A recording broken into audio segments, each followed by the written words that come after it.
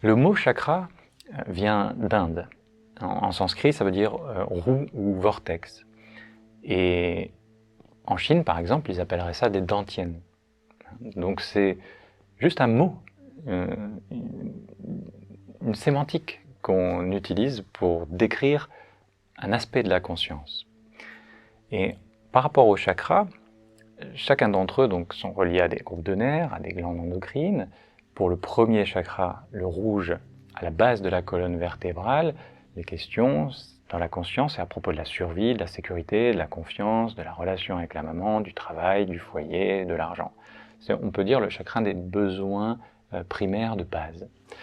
Le deuxième chakra, qui est à peu près une dizaine de centimètres plus haut, la partie de la conscience qui y est associée, ce sont toutes les questions de se laisser ressentir les émotions, les questions à propos de la nourriture, de la sexualité, du plaisir, des sentiments.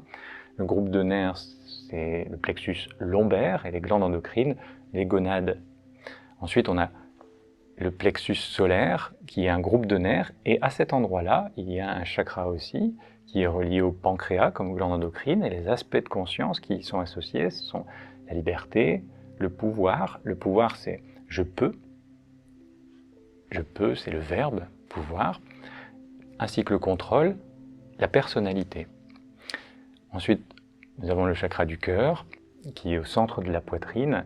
La partie de la conscience, c'est à propos de l'amour, des perceptions de l'amour, des relations et de ce qu'il se passe avec les personnes proches de notre cœur.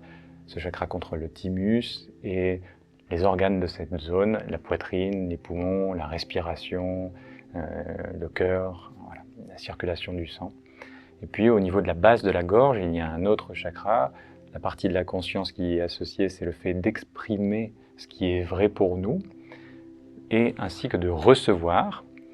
Et puis nous avons la partie physique qui est associée à ce chakra-là, c'est la glande thyroïde avec le plexus cervical qui contrôle les épaules, les bras, les mains.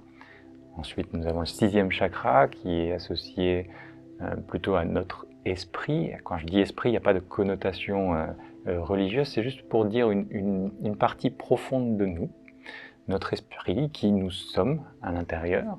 Et au niveau physique, il est associé au plexus carotidien. Et la glande endocrine qui est associée, c'est l'hypophyse, qui est un peu le quartier général du système endocrinien. Et puis au sommet de la tête, nous avons le dernier chakra qui est associé à une autre encore partie de notre conscience, qui a plutôt à voir avec notre relation avec l'autorité, avec notre intuition.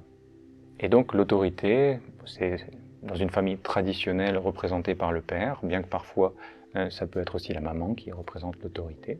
Et au niveau physique, la glande qui est associée, c'est la glande pinéale et l'ensemble des nerfs. Il n'y a pas de plexus à proprement spécifique au chakra coronal, c'est son nom, coronal, couronne, mais c'est l'ensemble des nerfs qui sont contrôlés par ce chakra-là.